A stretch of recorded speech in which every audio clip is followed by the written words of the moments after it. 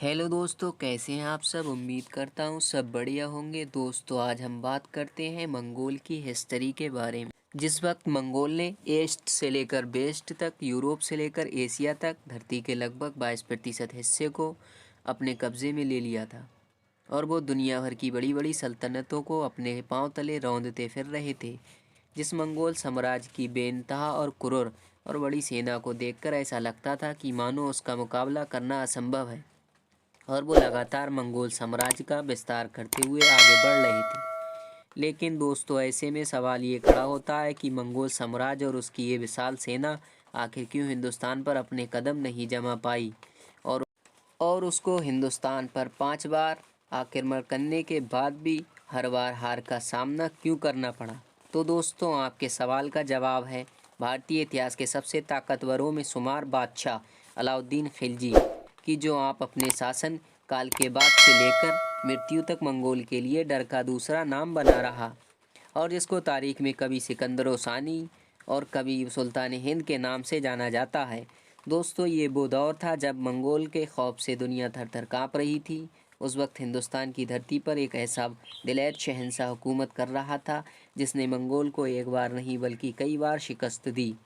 सन 1297 में दोस्तों, ये वो साल था जब पहली बार अलाउद्दीन खिलजी ने मंगोल से सामना किया था। जालंधर में हुई इस जंग में अलाउद्दीन खिलजी न सिर्फ मंगोल को शिकस्त दी, बल्कि इस जंग में 2000 से ज़्यादा सैनिक मारे गए थे और कईयों को बंदी बना लिया गया था। कहा जाता है मंगोल को इतनी बुरी शिकस्त देने वाला वो दुनिया का पहला शासक बना था। हालांकि इस हार के बाद मंगोल ने हार नहीं मानी और एक बार फिर से मात्र 1 साल बाद सन 1298 में सिंधु के कई इलाकों पर आक्रमण कर दिया।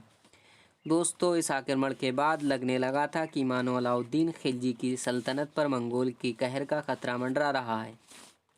जब ये बात दिल्ली में मौजूद अलाउद्दीन खिलजी को पता चली तो वो खुद सिंध की तरफ अपनी विशाल सेना लेकर रवाना हुआ। उसके मैदान जंग में आते ही मंगोल सेना का लश्कर एक बार फिर से धराशायी हो गया।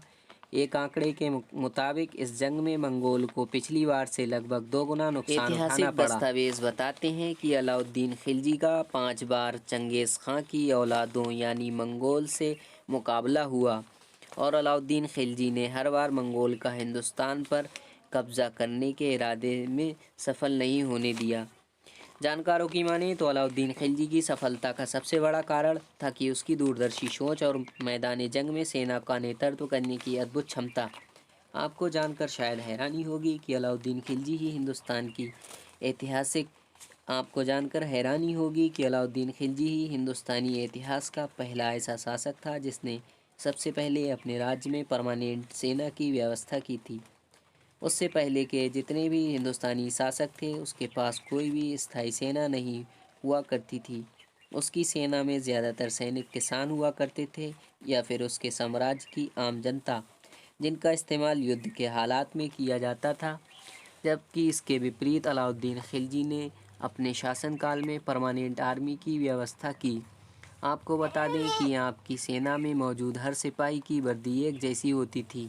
इसके अलावा वो अपने साम्राज्य में वो सैनिकों को मंथली सैलरी यानी तनख्वाह भी देता था। ऐसा करने वाला वो पहला हिंदुस्तानी शासक था। उसकी इसी दूरदर्शी सोच ने सेना को इतना ताकतवर बना दिया था कि मानव इतिहास के सबसे ताकतवर और सबसे बड़े साम्राज्य मंगोल साम्राज्य के लिए भी नामुमकिन साबित हो रहा था, और वो लगातार अलाउद्दीन खिलजी के सामने विफल साबित हो रहा था हो रहे थे। एक आंकड़े के मुताबिक अलाउद्दीन खिलजी से मंगोल ने 5 बार मुकाबला किया। हर बार मंगोल को हार का सामना करना पड़ा। दोस्तों, ये बात अलग है कि अलाउद्दीन खिलजी के साथ कई विवादित घटनाक्रम जुड़े रहे हैं, जिसमें चित्तौड़ की महारानी पद्मावती का जौहर की घटना अहम है।